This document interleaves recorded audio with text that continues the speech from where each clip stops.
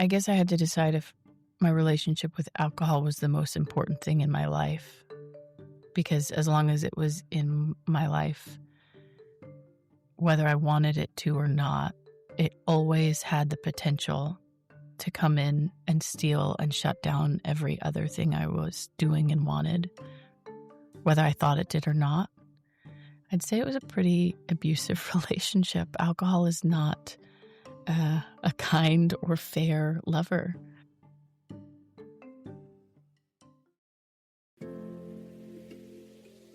Life Audio.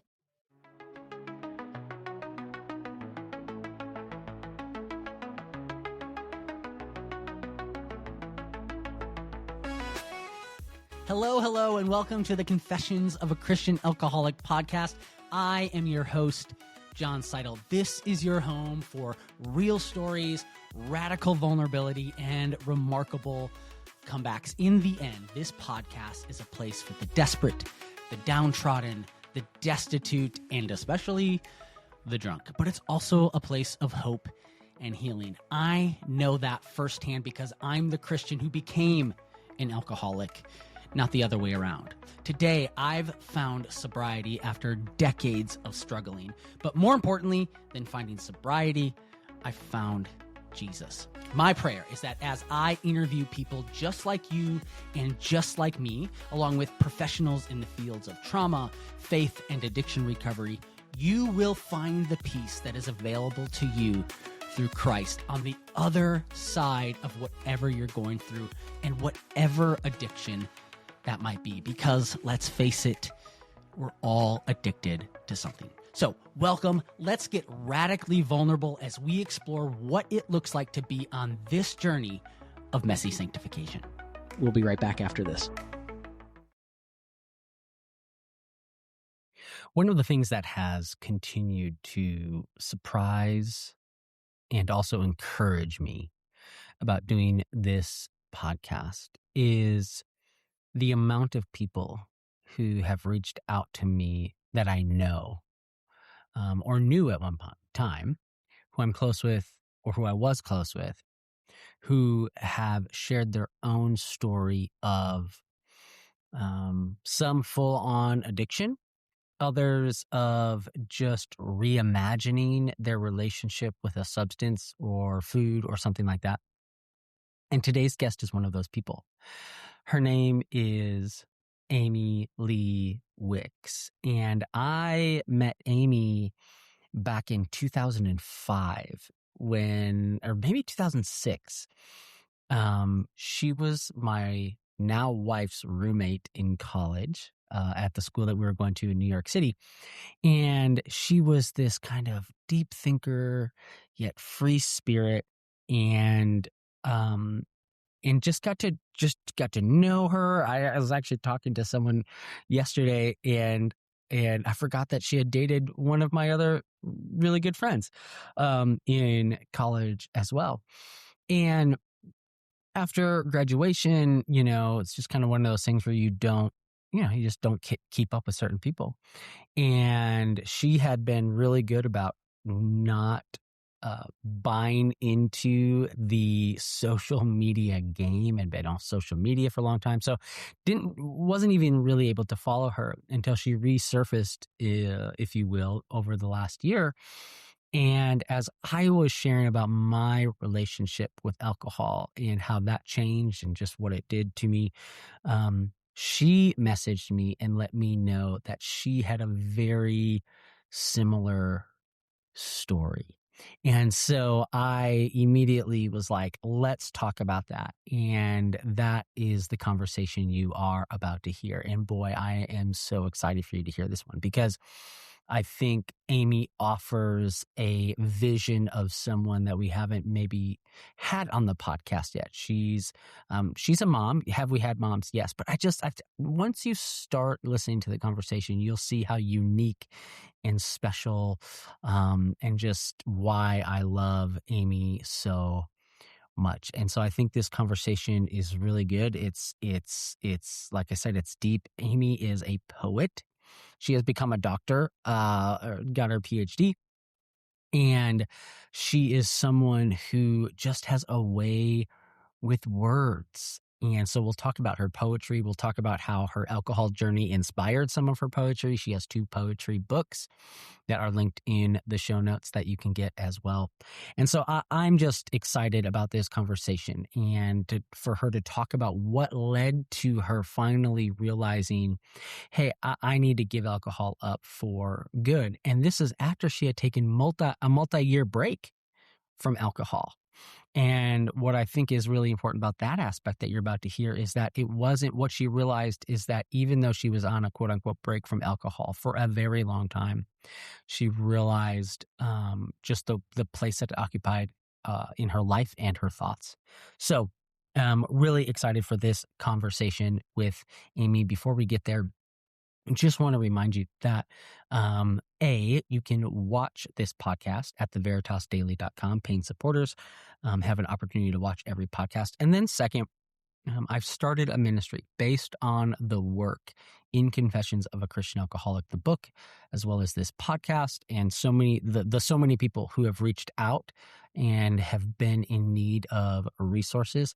Just made a big announcement yesterday that we have signed a deal with Right Now Media, one of the biggest Christian media organizations, and we will be doing a video series based on the book that will come out this fall. And so you can go to veritasrecovery.org, and see all that we are doing, the resources that we have available now, what our vision is to create more. And if you want to take advantage of some of those, I would be honored. And, hey, listen, if there's some way you want to support and can support, would love to have you as well. So without further ado, Amy Leigh Wicks. Amy, it is so good to see you, to hear you. It's been, we were talking just before we started, it's been like 16 years since I like some people like you have a conversation with and you're like, well, it's been 16 years since we've seen each other. Like, I think it's literally been 16 years since we've even had a conversation. Yeah. And then you reached out as I started sharing some stuff about my own journey, and basically were like, hey, so I kind of have a story. I'm like, you gotta be kidding me. This is like, we gotta talk. So welcome to the podcast. Oh, thanks so much for having me, John. It's awesome to see you reconnect and also to just get to be a little part of what you're doing. I think it's amazing. Really good work. Well, it's funny because I think when we went to college together, I would have said, obviously, you were someone who would become a writer. You're so creative. You were writing back then, just very creatively. I wouldn't have quite have said that I would be a writer, but now like here we are, and to see where you are today, not just Amy, who I know is like Amy Cutler, but that's not your name now. But now you're like Dr. Amy Leigh Wicks, and with a doctorate in creative writing. I'm like, holy cow. Yeah, that makes so much sense. Doesn't make sense for me necessarily to be a writer. It makes sense for you to be a writer. That's funny. I would have said you would have been a writer, but you would have had your own TV show, because I don't think podcasting was like a thing then. So I wouldn't have known the podcast, but I would have been like, yeah, John's going to be interviewing people and putting his stuff out there, and people are going to be like, where's John? What is he saying about this? That would have been what I would have dialed from college. Yeah. Well, so kind of in that front, like I had you pegged at least as, a creative writer. Like, what did life in a sense, before we kind of get to the nitty-gritty, but you were telling me a little bit, but your life took you, like, give me kind of a recap of where you were, even just like physically. You went from New York City, where we met, California, and then you were in New Zealand for a while, and now you're back in California. Like, give me just kind of the synopsis of how you got back to where you are today. Okay, cool. That's a great question, and it lets me wander down that memory. So this is fun. Yeah. So we met, full disclosure, we met because you were dating my roommate in college in New York City, who is now your wife, which is amazing. That's right. And I'm from Staten Island. So even though I'm from Staten Island, Manhattan felt like another world, and we adjusted to that together. Finished King's. I stayed Which, in by New the way, York. I'm sorry to Yeah. interrupt. People don't Yes. realize that. I didn't realize that. When I moved to New York City, I've only been to Staten Island like a handful. It feels like a whole different universe. Staten Island It does is. not feel like what you think of as New York City. It's so interesting. Yeah. When you live in Staten Island, you say, I'm going to the city. Even though you're in one of the boroughs, it's, yeah. And I'm from Staten Island, and then we moved upstate when I was a kid for my dad to pastor a church. So, but my heart, since I was like 5, was like, I will be in the city where I go to see Broadway shows with Raphael. Like, that's where I'm going back. And then, I finished King's, and I went to a couple of my professors and was like, I think I want to pursue this writing thing. And they were so lovely and kind, and also really cautionary. I think because they'd read some of my poems that were very confessional and had alcoholism in them at an early 20s, and they were like, oh, well, maybe take a couple classes and see if you want to be putting your stuff out there, or if you more want to be studying literature. And so I took some classes at City College and ended up doing a second bachelor's there because I had enough credits to work that out, and was like, yep, nope, this is what I want to do. So then I went to the New School, also in Manhattan, and I did my MFA there. And that was, when we get into the nitty gritty, there's an interesting intersection when you like push against something. So at King's, I felt like I was always pushing against the boundaries, artistically and in life. I was just like, I need more space. And then at the New School, I found myself craving structure and form and kind of rhythms, and I guess something more sustainable for my life. And then when I was finishing up at the New School, David Lehman was my advisor. He is a genius. He's the guy that put together the Best American Poetry series. And I was semi-dating, talking to the guy that would become my husband. And I was like, oh, where would you go if you could go anywhere? And he said, I'd go back to New Zealand. And I said, why? And he said, you have to find out for yourself. And I took that kind of as an invitation, like, this mysterious man is telling me to go to New Zealand. So I studied New Zealand literature at the New School. And David Lehman was like, you've got to go there and find out about more. Like, you've studied it here, but you have to go there and see what the work is about. And I was studying a poet who is an alcoholic. He called himself a dry drunk, even though he was sober for most of his like later adult life. He still really held a lot of his poetry references that as kind of this thing that he both overcame and still wrestled with for his adult life. And that's who I studied for my PhD, was James K. Baxter. He was kind of like a bright star in the constellation of all the writers I was studying. So I finished the New School. I ended up getting engaged and married in like 2 weeks.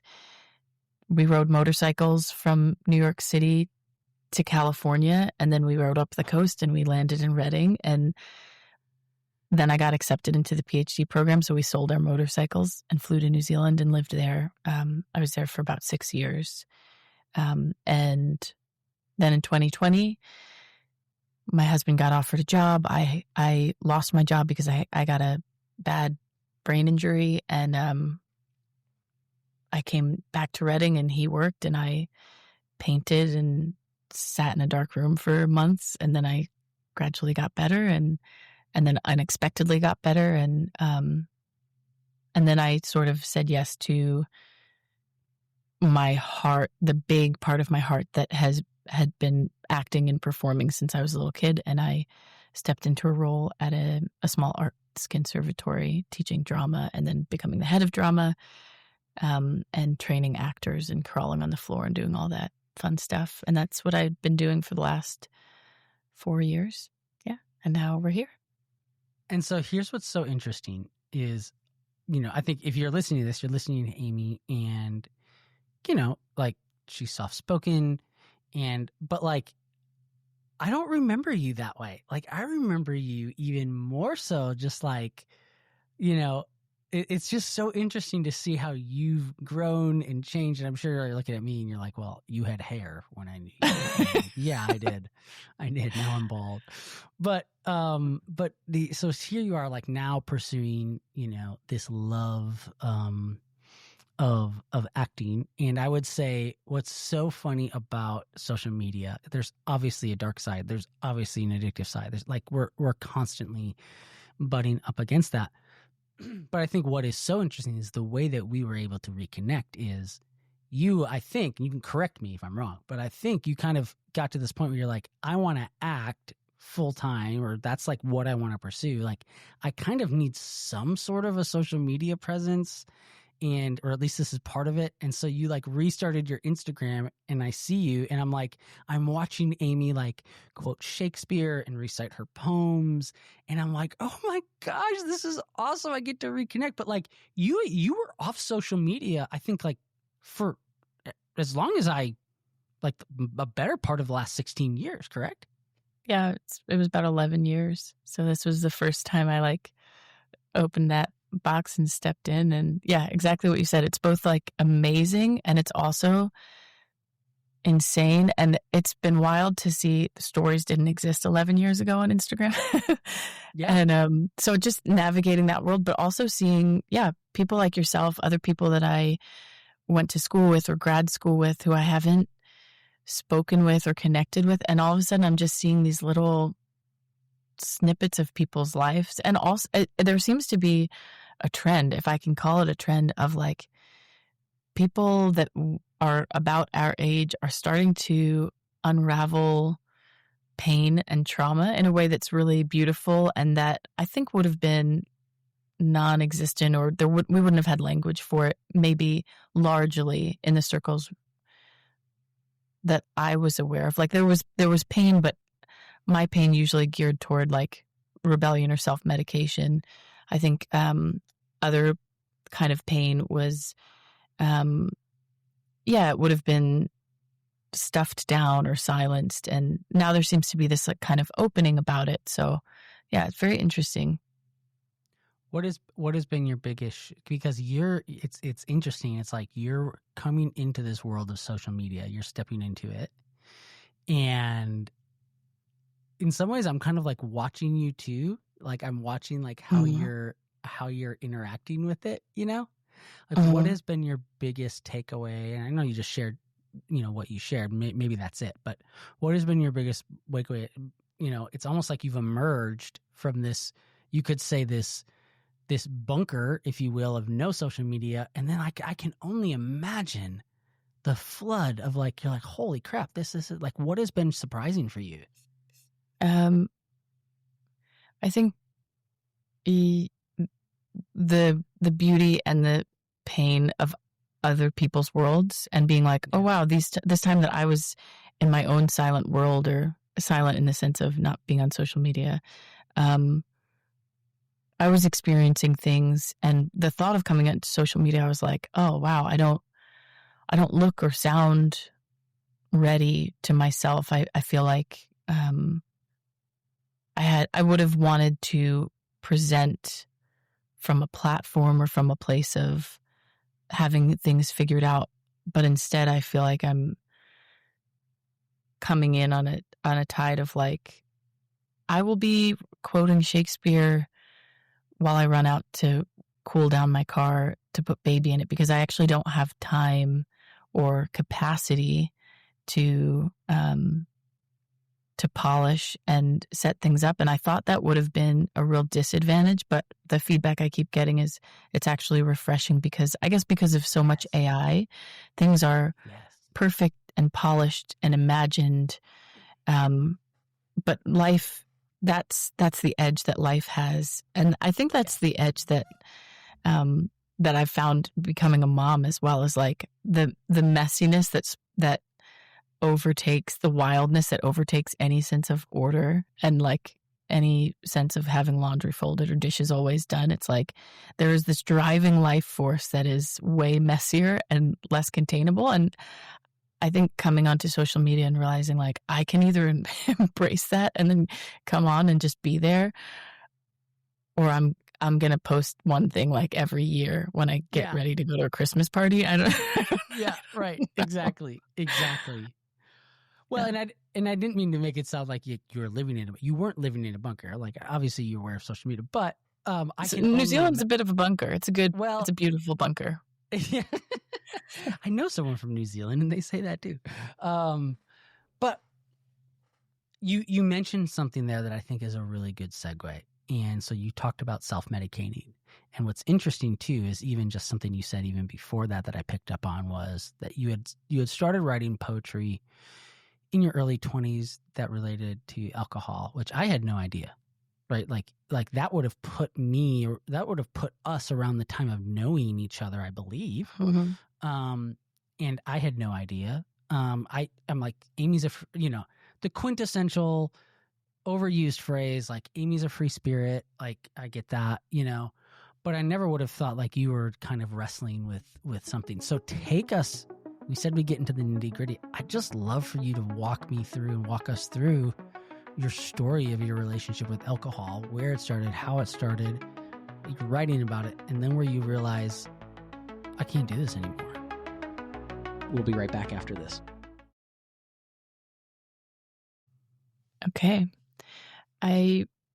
My first taste of alcohol, I think, was at like a cousin's party when I was a little kid. I thought I was grabbing my root beer, but I grabbed someone's beer, and it was vile. I was probably like 4. I have lots of early memories. And I remember being like, oh. And then, when I was in like 4th grade, I remember a friend's uncle put vodka in our milkshake because she was like, come on, this would be great. And I remember tasting and being like, I don't really like this, but it's so strange to think about it now, especially having a kid and being like, I was so little and that existed. And, and stealing her grandma's beers. Like really little, 4th grade. Not often, but like it was just one of the things you did when you were at sleepovers and things like that. And it's funny because my parents were very strict and I was allowed to go to very few people's homes. And even in that, there was still that element, it's sort of a strange draw, you think, for a kid. And it wasn't like I was like, I love alcohol, I want alcohol. It was just, that was my introduction. Yeah. And there's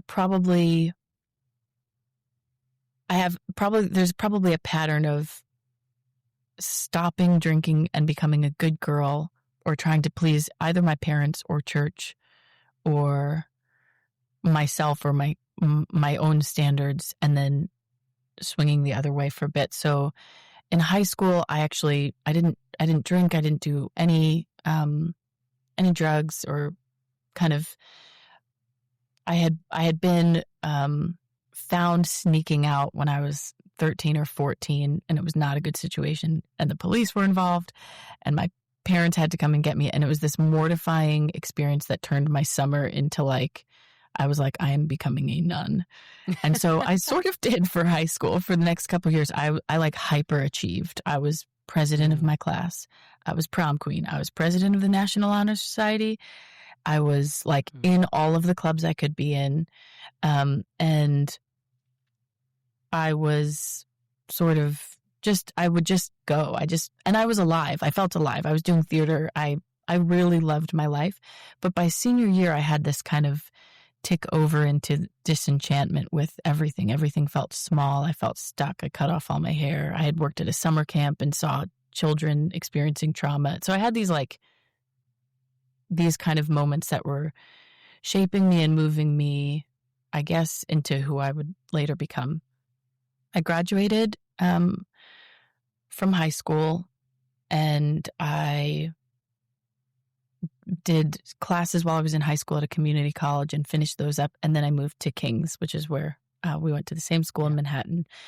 And I was in, I would say, just an unhealthy codependent relationship for the first year of that. And that was when I was roommates with your wife. And my roommates were so sweet and kind. And I think they secretly tried to plan interventions for me. And I just fell asleep crying most nights and was working like 40 hours a week while in school full time. I wasn't alcohol wasn't really part of my life, but I was, At Mr. Chow's. Weren't you and Stephanie working at Mr. Chow's? no, I was at, Republic. Stephanie Okay. was at, yeah, I was at Republic. So right in Union Square, fast paced, and it's probably similar vibe maybe, but yeah, I was at Yeah. Republic for 8 years. I was at that same Okay, I restaurant. remember. Yes. Okay, like this is so weird. It's like you know how like you smell something and it brings Yeah. memory back. It's like I Yes, hear your yes. voice, I see your face, and it's like Mhm. bringing these random memories back. It's just so Yes. crazy. And so Yes. yes, you were. I remember you were there for, and you were always working. And I can Yes. remember that. I won't say his name, but those pre-K Yes. years and post-K Yes. years, Yeah. or breakup years, I should say. Yes. The Yeah. pre-Amy and then post-Amy for sure. Yes. Yeah. And I think I can look back and see like a lot of that was partially because I was trying to contain and do my duty toward God and family as best my 18-year-old brain and self understood it. Yeah. And so I was just spinning myself, And then I came back after that first summer. I had broken off an engagement. And I sort of That's right, was I like, forgot you guys I were am young and engaged. I'm free. Yes. And then I went out dancing like 3 nights a week, and I wasn't drinking. I didn't need alcohol. I really genuinely just was like, that Whitney Houston song, man, I wanted to dance with somebody Yeah. all day, every day. And I kind of started slacking in my classes for the first time. I was getting by, but I stopped performing and I started kind of trying to just have fun and enjoy. And I think I left the country for the first time and went to Paris with one of my best childhood friends and her twin sister. And then I took a trip to see a roommate. And there was a real drinking culture when I went to see my former French exchange student who I adored, Cecile. And I went to a show Yes. and I smoked my first cigarette and I drank wine. And I remember sitting at Christmas table and her family were like, they would ask, I didn't speak any French, and they would just be like, do you want more? And I'd be like, pourquoi pas? Like, why not? And I remember drinking like many glasses of wine and just having fun and feeling icky the next day, but not thinking much of it. But on my return to New York, I think alcohol just kind of like crept up. I had no intentions. I didn't think I was self-medicating. I thought I would just have drinks at a party or glasses of wine. And then I moved out of college housing and in with someone else. And I remember the person I lived with had a bottle of rum. It was like just a big bottle of rum. And we were just going to watch a movie. And I think I was 20 at this point. So I'm pretty young. I mean, and I was just going to watch a movie and I was like, oh yeah, I'll have some rum and maybe white cheddar Cheez-Its because that was my favorite snack. And I remember going in the kitchen and I filled up a mug, like just filled it up to the top and drank the whole thing. And then I went and filled it again. And I don't remember anything else. But when I woke up in the morning, I had somehow made it to my bed. And I woke up in the morning and there was like vomit all on the walls around me. And I realized like I had drank myself into a blackout and on accident and had thrown up everywhere and was like, it was this strange, like, like this thing that happened to me, it felt like. Yeah. And that probably was the beginning of that thing happening to me, which isn't what happened, but that was the feeling like, that would happen more and more frequently. Not always. But I noticed that as I would socialize and as I would go to events, like really classy events, if there was wine and cheese, I just never wanted like a glass of wine. I wanted like a bottle and a half. And people would be like, we should just get a glass of wine. And I always I don't know where it came from. I don't know who gave me that idea, but in my head, I thought like a glass of wine is like, it's a code word, right? For like anything could happen. Right. And that was sort of just how it would be. I'd go to a church event and there'd be wine and I'd be like, sweet. And everybody would have left and I'd be like sitting out on the curb, drinking a bottle of wine in a dress with my shoes off. Like, where am I? What, And so it's strange because I think probably people that went to school with me thought like, oh, Amy's crazy. She goes out dancing. But I was like, those were like the sober, fun, trying to be young and experience, I think, freedom and healing with loud music and getting to move and sweat. And it was when I tried to insert myself into like normal events where there would be alcohol that I would find myself drinking a lot more than my roommates or my friends. And then, By the go way, ahead. Yeah. real quick, I think it's so, and you said some stuff there that is, and I think it's hard for some people to fathom, maybe who are listening to this, especially if you're like, I'm in Dallas now, like if you're in this kind of Bible Belt area. But I actually talk about this in the book that's coming out too, that there was when so Brett and I got married, we lived in Denver for a year, and then we moved back to the city for a couple of years. And that's where, I started, there was just some unhealthy patterns that I started noticing. But part of the unhealthy patterns were that, you talked about going to a church event or going to a small group. Like when you're in New York City at that time, at least for me, and now it sounds like for you, it's like everyone was drinking wine. Everyone, like you brought it to small group, you brought it to church, like it just was there. And I think there's some people who listen to that. Maybe they go to some, small Baptist church and they're like, I can't imagine that. Yeah. But it's interesting to me that how prevalent that was. And it was kind of under this guise of like East Coast sophistication, maybe a little bit. Like, you just drink, it's just a glass of wine, right? But so it's funny to me that that's also a part of my story, and it sounds like it's a part of yours, that there was, at least for me, it was at least part of a desensitization, maybe.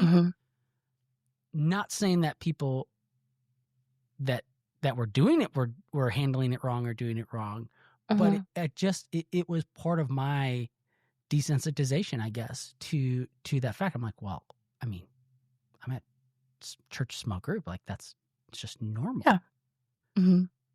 Was that like that upstate? Was that like that on Staten Island? Like what No. was? No. So I came from, conservative, fundamental, independent, King James only, usually Baptist churches. So that's my upbringing. So there would have been no alcohol in my home growing up at all. It was a very, like it was a clean, sober house, clean, sober church. Definitely heard beer referred to as Satan's urine on more than one occasion in church. But because of that polarity, because of it was just like a nothing thing, and then being in a culture where people that I loved and respected handled alcohol maturely and responsibly, and in some ways I wasn't seeing the deprivation and chaos or abuse that I saw growing up in other churches that in these settings. And so I think for me, what happened is I blindly assumed this is just a thing like anything else, that if they're okay with it, I'll be okay with it, because I can just make a decision. And I wasn't really prepared for the undertow of alcohol in my life. I didn't expect it to be so strong. I didn't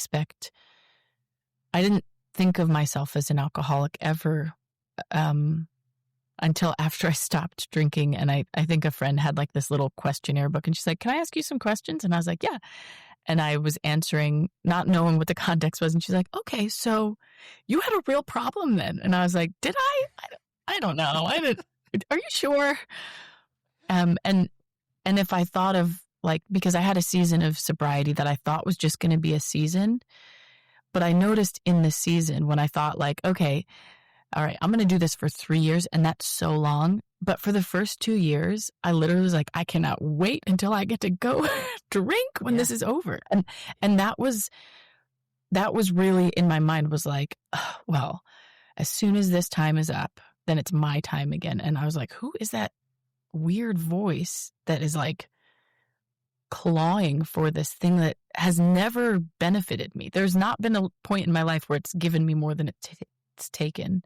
And so it probably took 2.5 years into what I thought was a 3-year fast before I sort of really had to like come to a decision of like, oh, is this something that I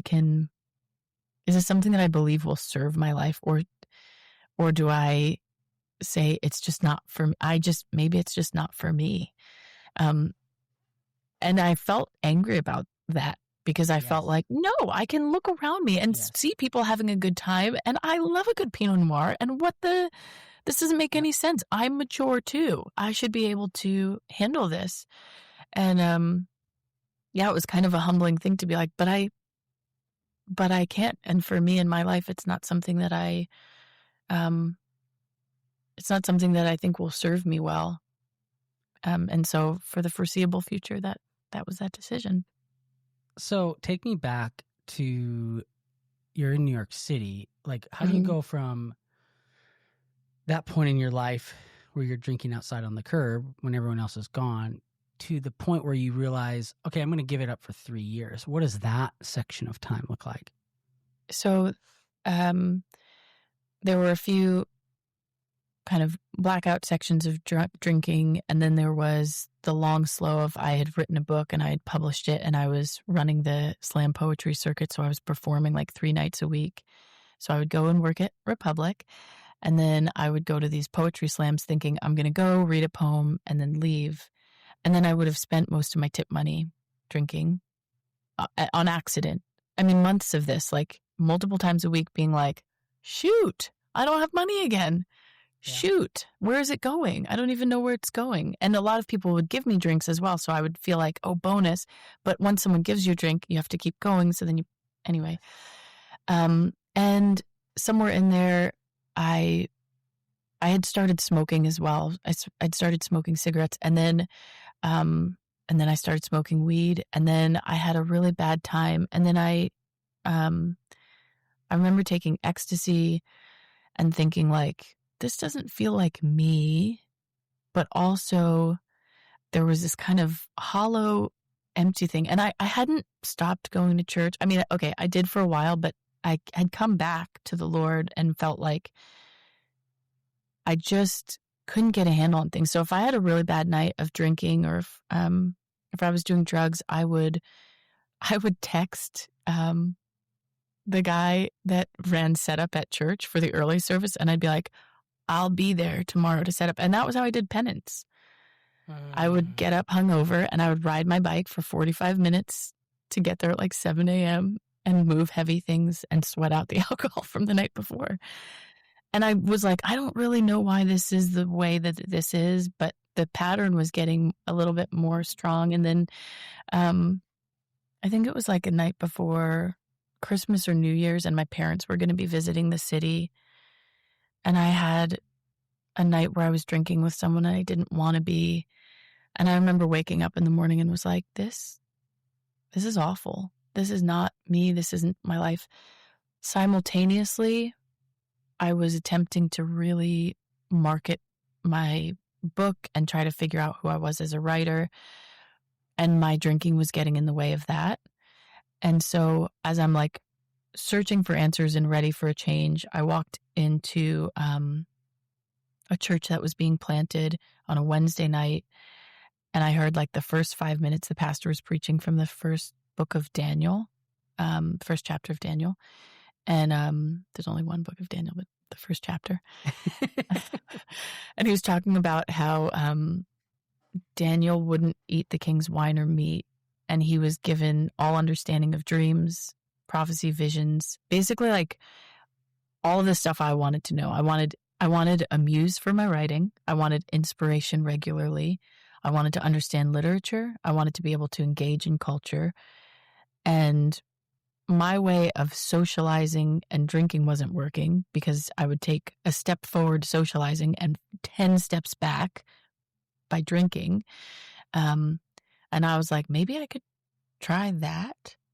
And so I started with 30 days, a 30-day fast, and it was brutal. I cried a lot. I was not happy.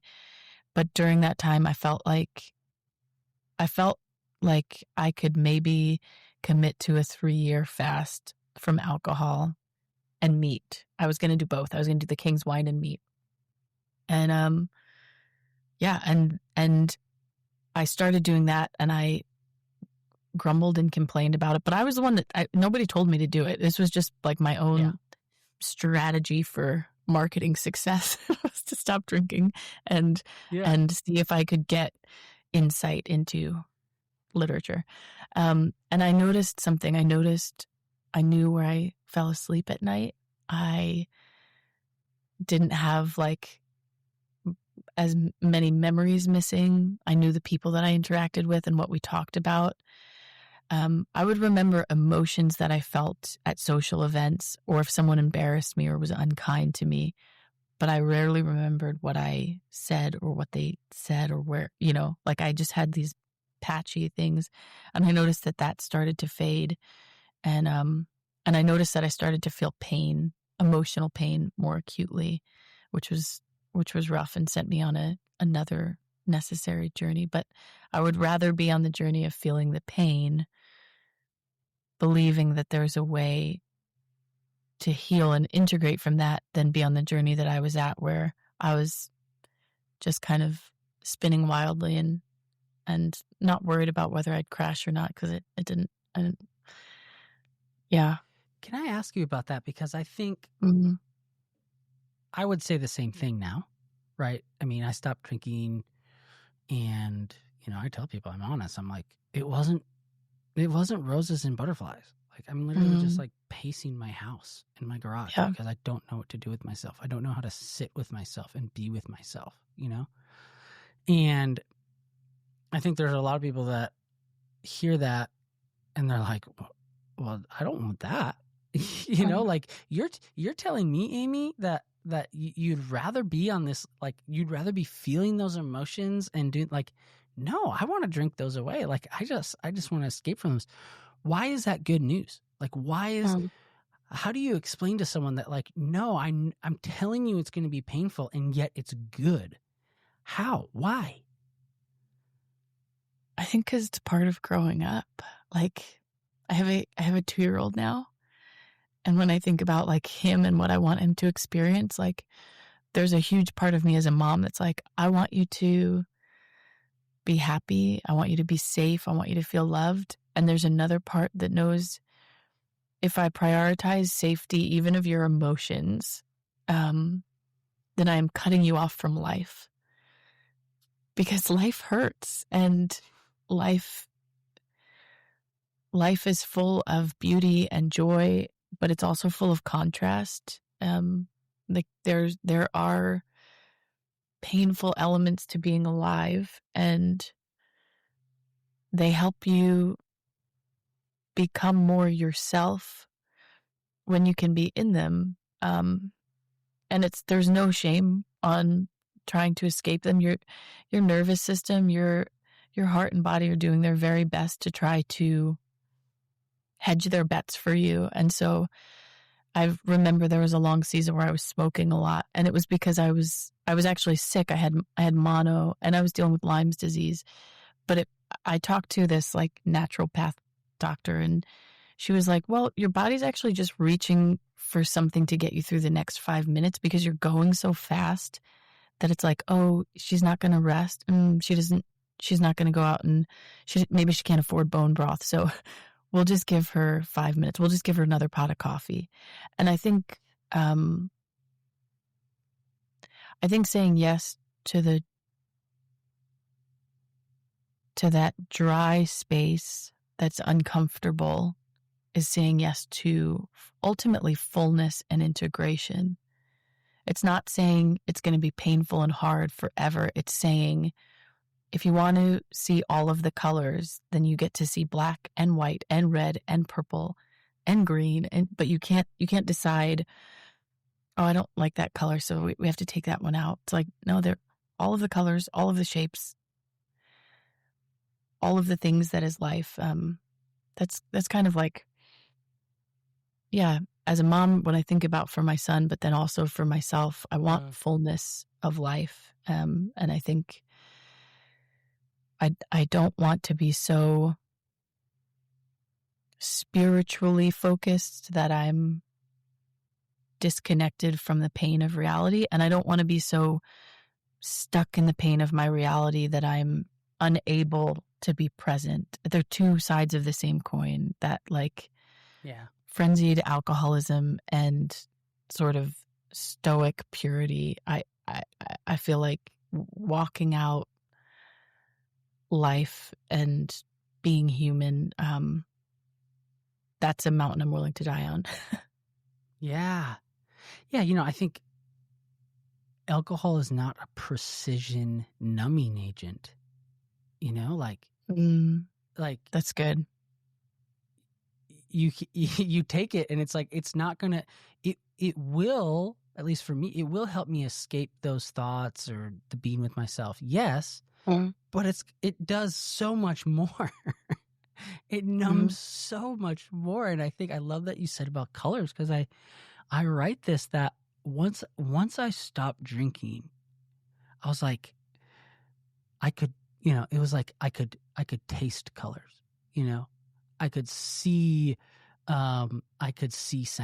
You know what I mean? Like it was just like my senses were just like, holy crap. Like this is, I've been numbing for so long that I didn't realize, I made the joke about coming out of a bunker earlier. It's like coming out of a bunker and emerging and be like, oh, wow. Okay. Did you ever figure out, in a sense, what was it that you were, and maybe it wasn't quite like this, but what was it that you were trying to numb, or what was it that you were trying to do with the alcohol? Because we can go back. You had said that like you did feel alive when you were dancing and sweating, and like I remember that, and is it just that it just kind of creeped in there and said, well, you can have more of that if you have me as in alcohol, or what was it? What was that draw for you? So one of our professors, Dr. Innes, if you remember Dr. Innes well, he talked Great about Canadian. Plato's Republic. Yes. And he talked about the different types of people, the philos, the philosophers, thumos, the warrior spirits, and eros. And we hear eros, which is where the word erotic comes from, and we think of love and passion and sensuality. But he talked about eros being this drive for newness, for beauty. You would go to the ends of the world to try a new food. This desire to kind of partake, I guess, to feast. And I think there was something in me that like I thought I was like hungry enough that I could eat the whole world. And when I tried alcohol, that felt like more, like there was just like a more button in me that got pushed. And I didn't think that I was trying to have more fun or become a different person or hide or heal from pain. I just thought, I want this. I like this. This is great. I don't like how I feel the next day, but that can't be related to this thing that is fun and part of feasts and part of exploring and traveling and in a lot of ways that felt like part of the social thing. But I don't know if genetically, because alcoholism ran in my family, that it sort of snuck up on me. But I would say my intent with alcohol was to not miss out on life. I always wanted as much life as I could have. And Ronald Rolheiser talks about, like, he describes Princess Di as being someone who like would move toward this outpouring of love, and she would go and do all of these benefits and fundraisers and things, and then she would be on boat with people partying and having fun, and how she stood like in the center of both worlds. And then Mother Teresa was like purely the outpouring of her fire toward the poor. And then Janis Joplin like overdosed on life, they would say. So I think when I thought of like my fire, or my spirituality as a fire, I just didn't understand how to use what was in me. And so when you pour gasoline, or in my case, alcohol, in that fire, it took on a life of its own, rather than me kind of being like, oh, I'm going to use this thing, this secret thing. It was more of like, whoa, there it goes. And when I figured out that I could live without it, then I could start to cultivate that fire and put it toward things that were more true to what was actually in my heart to do. So you referenced that you had started writing about this relationship, or with alcohol in college. What were you writing? Like, what were you saying about it then? How were you speaking about it? Yeah, so I had my first book was published on my 21st birthday. It's called Orange Juice and Rooftops. A few loving, well-meaning professors encouraged me to not publish it. And I was like, you guys are haters. Here we go. I got a publishing contract. So I published it. And there's a lot of pain. Like I actually was visiting my dad recently and saw the book on his shelf, which I'm shocked at his level of love and care that he would have my book on his shelf, because that book is filled with pain and kind of marks of someone who struggles with alcoholism. I talked about having a lot of rum for lunch and feeling funny, the sensations in my body of numbness and how I enjoyed them. I talked about meeting strangers. It was kind of like the beginning of time melting, and me kind of like just being like, oh, this is this chemical reaction between me and alcohol. And then, so that book, Orange Juice and Rooftops, is really a kind of early 20s, while I'm still drinking, messy, memoir-ish, but also grandized version of different parts of me at different times where alcohol was involved. And I told you that I really drove to kind of market. I like pushed. I was doing the work. I was tiring myself out.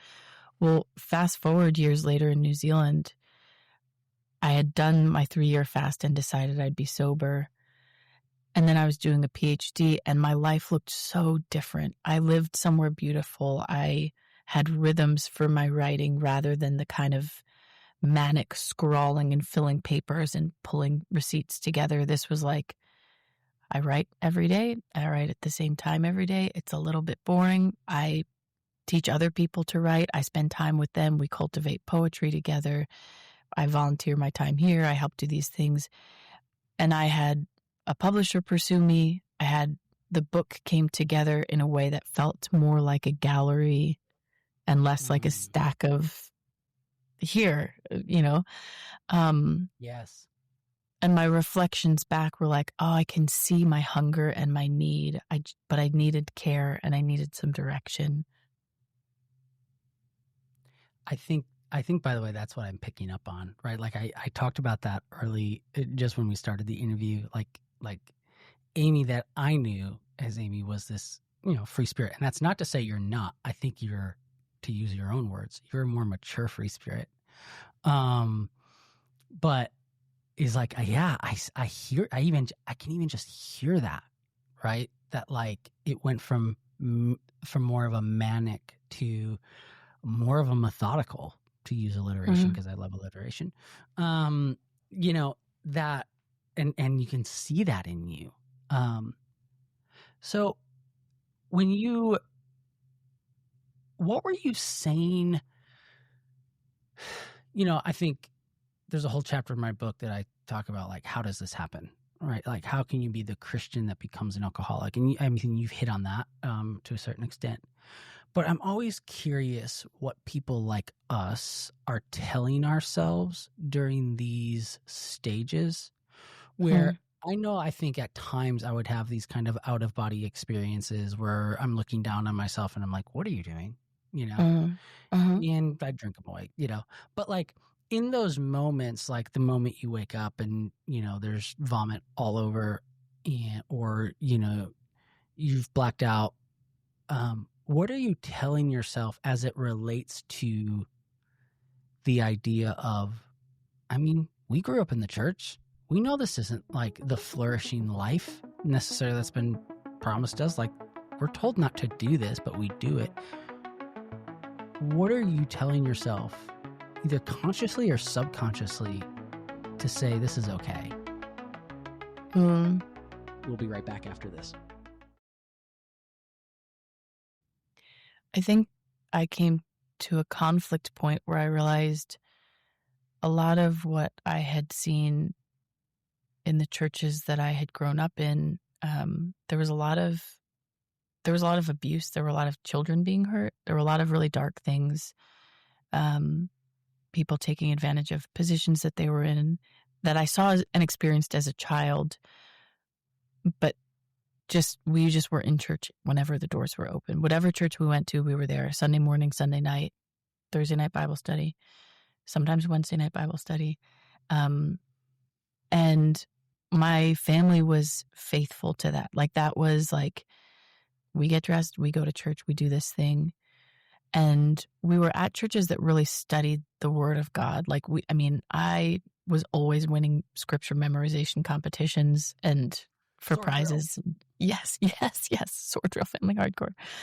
And when I moved, there was like a series of events that happened. Like, I moved to New York City, which felt both like home and also overwhelming. And like, I was supposed to know where I was because I was from there, but I didn't. I broke off an engagement. And then I started drinking, and kind of all of them felt like this temporary, or not temporary. I felt in my heart like I was the woman in Song of Solomon who was like, I am dark, don't look on me. And while I was drinking, it's this weird thing. I felt like I was being pursued by God. And like I was throwing wine bottles at him. And I was like, no, I know who you are. And I don't like you. I don't like these things that I've seen in your house. I don't like the way that I felt in a relationship. I don't like these masculine elements of the gospel. And so I didn't necessarily justify what I was doing. I just sort of owned every sinful woman's persona in the Bible and was like, deal with it. This is now me. And that happened slow. That hardness didn't happen right away because I really did want to be the good girl. I was performing, I was achieving, I was doing those things.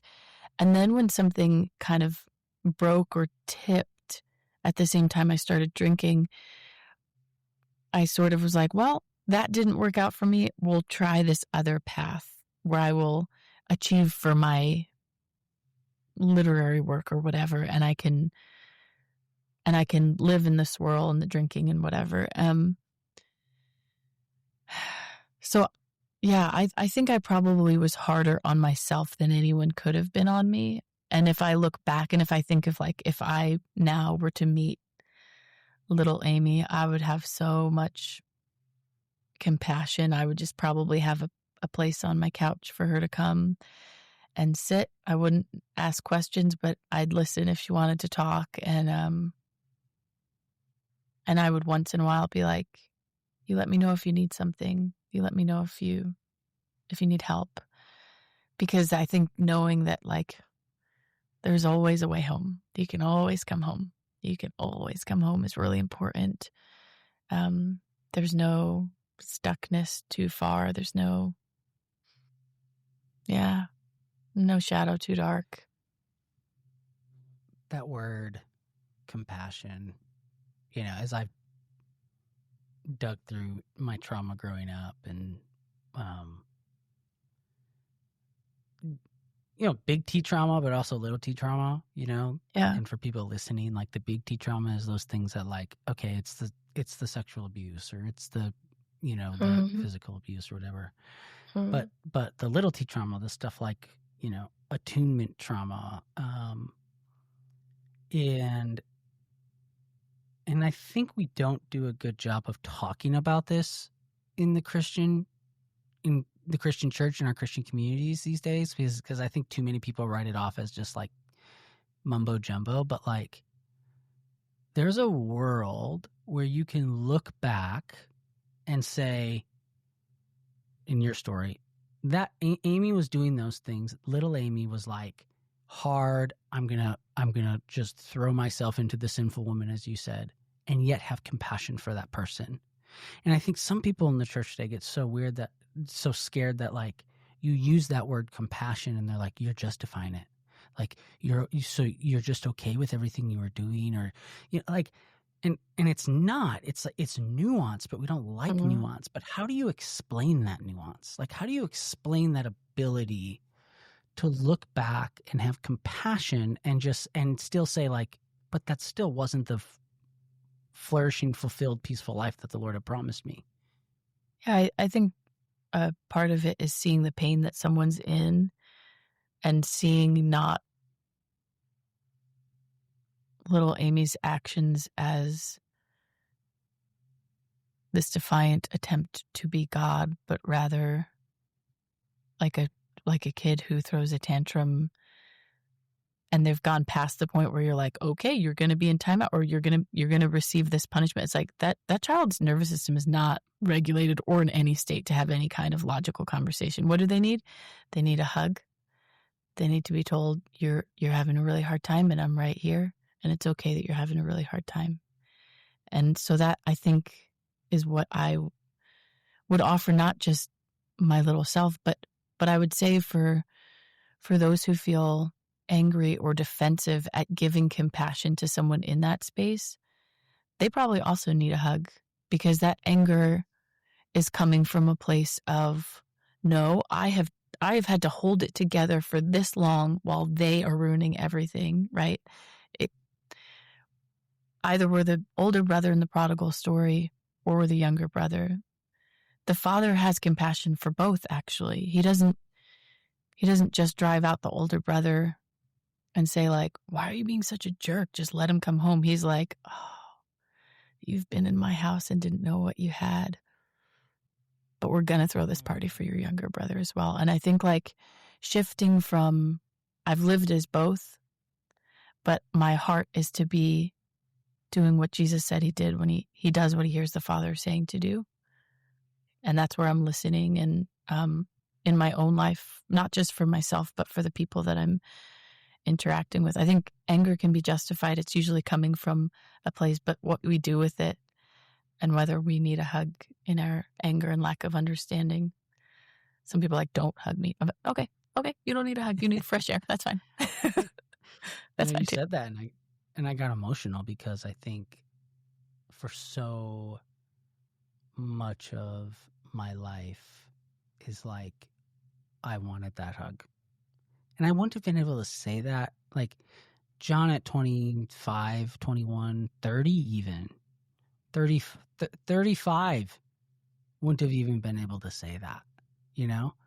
And I think in some ways it's a physical hug, but it's a metaphorical hug, that you're like, we all want to be seen, seen, soothed, safe, and secure, right? And it's like when we miss out on those things, especially in our formative years, which, by the way, like, I think you struggle with some things, and I don't know your family of origin story, but maybe some things were done that were intentional, but it's okay to like recognize and admit that stuff, and it doesn't have to mean that your family or your parents or everyone did it intentionally. If you had maybe a piece of advice for people who are out there who are maybe like you or in that position or in that place, like what do you feel like you would have needed to hear if they're listening to this and they're like, yeah, that's me. Like, I see myself in Amy. Like, what would you say? I would say, I'm so glad you're still here. There's so much grace for you. And there's another way. There's a way that's full, that's integrated, that's not without pain, but it is full of love. And there is a way you can get to where you can be your own best friend and advocate, to where you can offer to yourself the things that you maybe needed and weren't given. And that journey is worth going on. There is light at the end of the tunnel, and it is not a train. let me ask you this one question before we wrap it up. Yeah. And you had talked about real quickly this moment 2.5 years into 3 years, the deal you had made with yourself, right? And that's shocking to me, but not shocking to me in this sense. Is like, I was just talking to someone today who had gone 7 months, right, without a drink. And they got to the point where they're like, I think I can have one. And it wasn't just one, And I think there's some people who are like, maybe they're a year into their 3-year deal. Like, that's kind of a popular thing, right? I'm going to give it up for a year. How did you fully know, no, I can't keep doing this? Like, what was that in your brain that finally flipped? Because I think people need to hear that, because it's not about time. It's not about time. And this is what I make a big deal in my book about. It's not about quantity. It's not about time. It's about your relationship with alcohol. And it sounds like you had this epiphany about my relationship with alcohol. What was that? I guess I had to decide if my relationship with alcohol was the most important thing in my life. Because as long as it was in my life, whether I wanted it to or not, it always had the potential to come in and steal and shut down every other thing I was doing and wanted, whether I thought it did or not. I'd say it was a pretty abusive relationship. Alcohol is not a kind or fair lover. But it will give you this false feeling that you're in control, or for me it did anyway. And I think I had tried a lot of times to be like, oh, this evening is just going to be, no, I have an early morning, so it's going to be fine. Didn't matter. And sometimes it worked. And that's the thing about, I guess it's funny, religion is similar. And when I say religion, I mean the system of religion. Like, yeah, maybe you on your best day can achieve that, but you'll spend the rest of your time trying to get there. And that other potential for failure, for catastrophe, for having things stolen from you is just sort of ever present. So while there was that time that I decided to set it apart for 3 years, I would say for me, I didn't have the benefit or the comfort of knowing how badly my relationship with alcohol, what I was in it, until it was retrospect. It was later reflecting that I could see, that was worse than I thought. In it, I just was like, I need a hard pause. And in the hard pause, I was like, I think I need a harder pause. And later I could see, but yeah. Amy, thank you so much. Thanks for being vulnerable. Thank you for sharing your story. Thank you for just who you are as a person. We could talk for hours, I feel like, and I think we're going to have to at some other point. And I'm just cheering you on as I welcome you back to all the best parts, hopefully, of social media. Thanks, and John. I really appreciate you. Thanks. It's been an awesome convo. I really appreciate you and what you're doing. We'll see you soon. If, by the way, real quickly, if people want to get your poetry, if they want to hear, I mean, like, you have these amazing, spoken words. Where can they go? Find me on Instagram, or amyleighwicks.com is my website. And then you can get my book, Dangerous Country of Love and Marriage, by Auckland University Press. It was published in New Zealand, but it is available in the States. So Amazon, Barnes & Noble, you can get it, I think, anywhere. Now, do you recommend we read Orange Juice? Is it Oranges or Orange Juice and Rooftops? Orange Juice and Rooftops. I can't with good conscience recommend that you do, but I also can't stop you if you want to. That one will probably be the one that people will end up being like, oh yeah, we're getting that one. I'm like, oh, fantastic. That's the in process. Yeah. Unapologetic, messy. So yeah. All right, Amy, thank you so much. We'll talk soon. Yeah, talk soon. Thanks, John. Bye.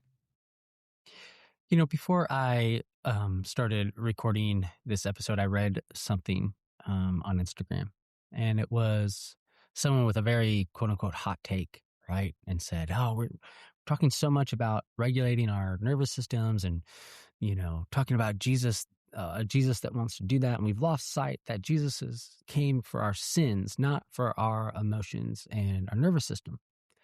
And it made me sad because absolutely, Jesus died for our sins, right? Absolutely, our biggest problem is the sin that separates us from God, and that the Christian life is not just about what is comfortable. But to say that Jesus didn't die to heal us, that he did not die to be Lord over everything in our lives, that he didn't die for all the parts of us, and that we're supposed to cast our cares on him it's a false dichotomy. And so what Amy was saying there at the end, I think is important, right? That there can be care and compassion for someone who is so dysregulated that they can't even understand the truth of the gospel. Right. And so when I talk about the ministry that I've started in what I talked about early in the intro of the podcast, is I think absolutely Jesus wants to heal all those parts of us, that he died for all those parts of us, that he died so that we can have life everlasting, absolutely, and that we can overcome death and sin. And yet, to relegate the gospel to simply a life insurance policy for the afterlife is to ignore what Jesus was talking about the kingdom of God and the renewal of all things here on earth. And I know that's like a little bit of a tangent, but it just when I'm listening to what Amy is saying there at the end, I think it's important for us to realize and recognize that Jesus didn't just die on the cross so that you could be left alone in your weeping and in your dysregulation and in your anxiety, your OCD, your ADD, your ADHD, and so that you can just be left wandering. No, he is a God that moves close to you, and sometimes it's in just giving you that cosmic hug, and I think that's good and right and in the gospel. So hopefully you were encouraged by that episode and that talk with Amy. I absolutely love her. Go pick up her poetry and be encouraged through that as well. A special thank you to our partner, Life Audio, lifeaudio.com, to check out some other great podcasts. I'm so thankful for you. If there's one thing in this episode that resonated with you, please share it. Please share it with someone so that they can be encouraged as well. We'll see you back here again next week.